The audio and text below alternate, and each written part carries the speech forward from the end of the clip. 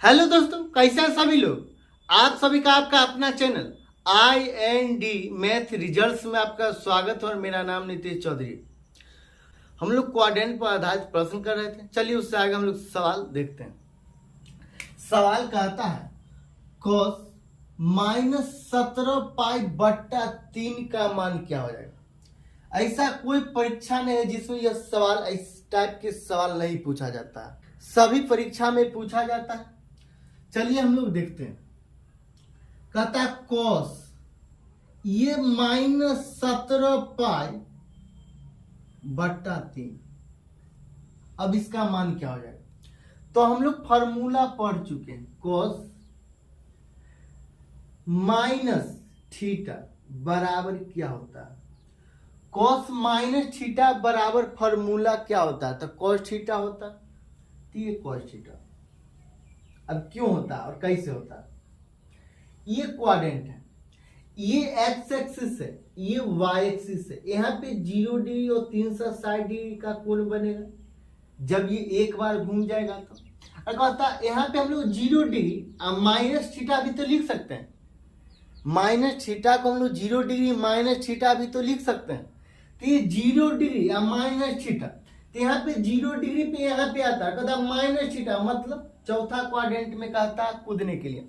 और चौथा क्वाड्रेंट में कॉस का घर है, मतलब पॉजिटिव होगा। तो ये कॉस थीटा।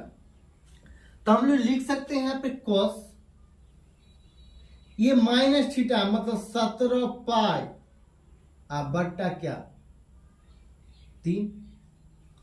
अब ये 17π/3 को हम लोग कैसे लिखेंगे। ये 17π/3 को हम लोग कैसे लिखेंगे। ये 18π में से क्या चीज घटा देंगे तो 17π/3 हो जाएगा। ये 17π/3 को हम लोग ऐसे भी तो लिख सकते हैं। ये 17π ये /3, तो ये 6π ये 6π माइनस π/3 तो लिख सकते हैं। ये 6π माइनस π/3 को हम लोग कैसे आप फिर सिंप्लीफाई करेंगे तो यही होगा। यहाँ पे कुछ नहीं मतलब 1, यहाँ पे लघुत्तम होगा 3। अब ये 1 को 3 बार पढ़ेंगे तो ये 6π को 3 बार पढ़ेंगे तो 18π हो जाएगा। माइनस पाई हो जाएगा, माइनस पाई हो जाएगा। और 18π में से पाई घटा दें, 18π में से पाई घटा देंगे तो कितना हो जाएगा 17π/3 हो जाएगा। ये 17π/3। तो हम लोग 6π माइनस π/3 तो भी तो लिख सकते हैं।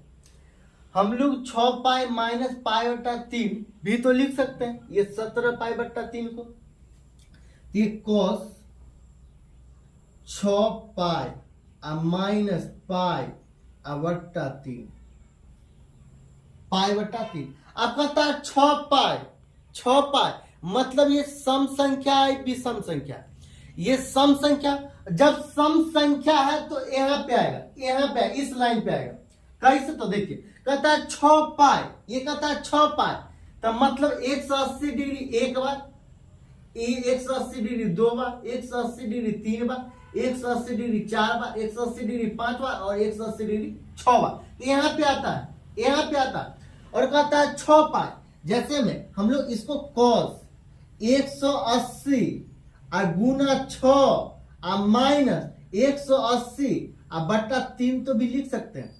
तो यही ने कहते हैं 6π कहता है 180 डिग्री को 6 बार घुमाने के लिए कहता है। तो यहाँ पे आएगा ये सम संख्या। अगर 7 बार कहता, अगर 7 बार मतलब विषम बार कहता तो इस लाइन पे आता, इस लाइन पे आता। लेकिन कहता है सम संख्या मतलब 6π, तो 6π यहाँ पे आता है क्योंकि ये सम संख्या। ये 6 क्या है, यह 6, यह 6 क्या है, यह सम संख्या। और सम संख्या के लिए यहाँ पे आता है तो 180 गुना 6 मतलब ये इस लाइन पे आता है। और कहता है माइनस 180 डिग्री/3। ये 3 को 60 बार पढ़ने के बाद 180 कैंसिल हो जाता। 180 गुना 6 मतलब यहाँ पे आता है। और कहता है माइनस थीटा मतलब बैक होने के लिए कहता, और बैक होकर चौथा क्वाड्रेंट में आता। और चौथा क्वाड्रेंट में कॉस का घर है, ये चौथा क्वाड्रेंट में कॉस का घर है। तो कॉस ये 180 गुना 6 माइनस थीटा माइनस थीटा।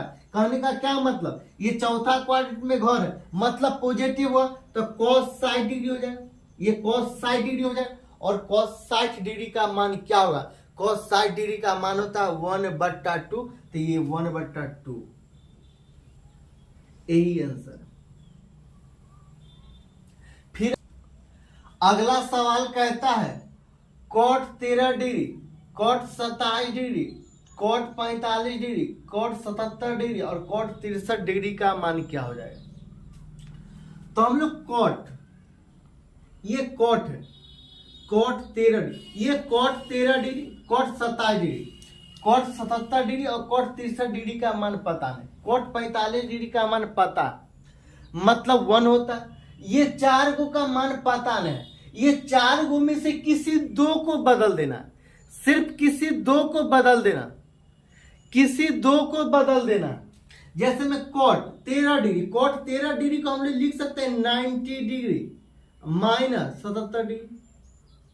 ये 90 में से 77 घटा देंगे तो कितना होगा, 90 में से 77 घटा देंगे तो 13 हो जाएगा। तो cot 13 डिग्री के बराबर हो जाएगा 90 degree minus 77 degree into cot 27 degree को 90 डिग्री माइनस 63 डिग्री लिख सकते हैं। ये 27 डिग्री के बदले cot 90 डिग्री माइनस 63 डिग्री लिख सकते हैं। और cot 45 का मान हम लोग 1 लिख सकते हैं, तो गुना 1, ये गुना में, फिर गुना cot 77 डिग्री, तो ये cot 77 डिग्री, फिर cot 63 डिग्री, तो ये cot 63 डिग्री। अब ये cot 90 माइनस थीटा मतलब tan थीटा, तो tan 77 डिग्री गुना cot 90 माइनस 63 डिग्री मतलब cot 90 माइनस थीटा मतलब tan थीटा, तो tan 63 गुना 1 और गुना cot 77 गुना cot 63। अब ये tan थीटा, ये tan थीटा, ये tan theta into cot theta बराबर क्या होता है, 1 होता है। ये tan theta into cot theta बराबर 1 होता है। तो हम लोग ऐसे भी तो लिख सकते हैं tan थीटा बराबर 1/cot थीटा, 1/cot थीटा। हम लोग tan थीटा के बराबर में 1/cot थीटा लिख सकते हैं। तो ये tan 77 तो मतलब 1/cot 77 हो जाएगा गुना tan 63 है तो 1/cot 63 हो जाएगा, तो ये 1/cot 63 गुना 1 गुना cot 77 गुना cot 63। अब ये cot 77 और ये cot 77 आपस में कैंसिल हो जाएंगे, ये cot 63 और ये cot 63 आपस में कैंसिल हो जाएगा। तो 1 गुना 1 गुना 1 गुना 1 गुना 1 बराबर 1, यही आंसर है। अगर अच्छा लगता है तो लाइक और सब्सक्राइब कर लीजिएगा।